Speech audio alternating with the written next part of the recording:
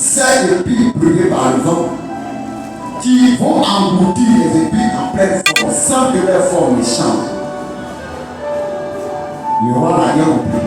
Il va appeler ses grands, les magiciens, les sages du pays. Ils vont lui dire, c'est que tu as dit là, c'est Dieu lui-même, le Tout-Puissant, qui t'a montré. Si ce n'est pas lui-même, personne ne peut te donner l'interprétation. Donc le roi était tellement troublé. Il était inquiet.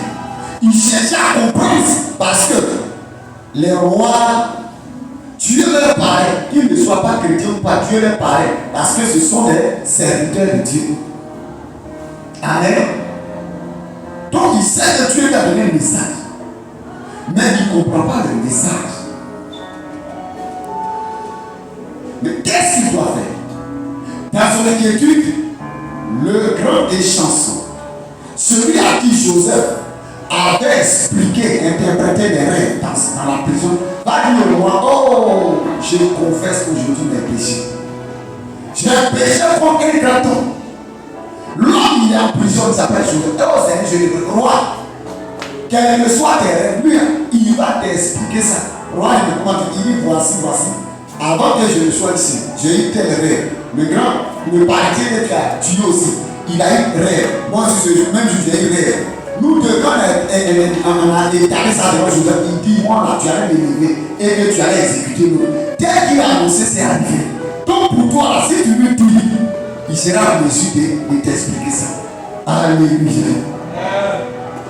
Le roi dit, mais il est où? On lui a prié de chercher Joseph. Alléluia. Dieu va mettre frère à ta prison. Au moment où tu ne t'attendras pas. Et quand Dieu avait fait à la prison de Joseph, il ne l'envoie pas là où il était intendant, gérant les biens de son maître. Il l'envoie au sommet des sommets. Et devant le pharaon, Joseph n'était plus dans la bulle du prisonnier. Ses frères ont enlevé son vêtement.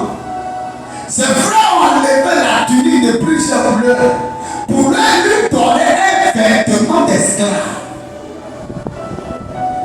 La réunion terrible, c'est pour qu'il meure. Dieu n'a pas voulu. Il dit si on ne peut pas le tuer, du moins humilions-le. Alléluia. Et après la réunion, ils ont trouvé bon qu'il soit vendu, qu'il soit réduit au silence, qu'il soit humilié. Ils lui ont donné un vêtement d'humiliation, d'esclave. À la place du vêtement de gloire, ils ont donné le vêtement de l'humiliation. Mais ce n'était pas fini.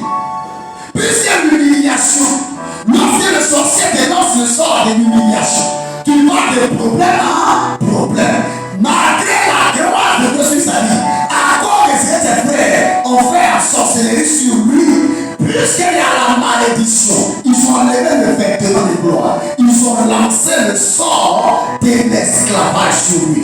Il arrive chez Potiphar, la gloire, la grâce de Dieu veut le révéler. Il devient l'éternel, mais lui, l'esprit de l'humiliation dans sa sur lui va faire qu'on va mentir sur lui.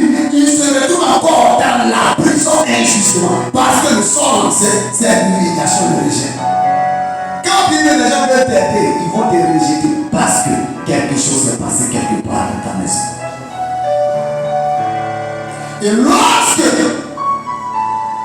Dieu même qui a dit il allait être élevé, lorsque son temps fut accompli, lui-même s'est levé, lui-même s'est donné les moyens, lui-même a créé les circonstances pour que Joseph sorte de la prison.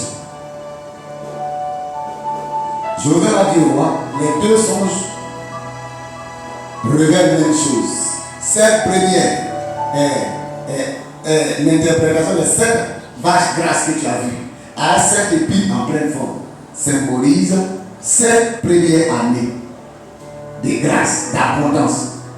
Les champs vont donner, il aura de la bonne moisson pendant les 7 ans. Mais de la 8e à la 14e année, les 7 années qui vont suivre, après les 7 premières années, il y aura 7 autres années de famine, de sécheresse, où personne ne pourra cultiver et gagner quoi que ce soit. Donc voici la stratégie. Il a trouvé la solution au problème. Mais ça ne veut pas dire la solution que je leur allais donner allait annuler le décret de Dieu. Ça allait seulement leur donner les moyens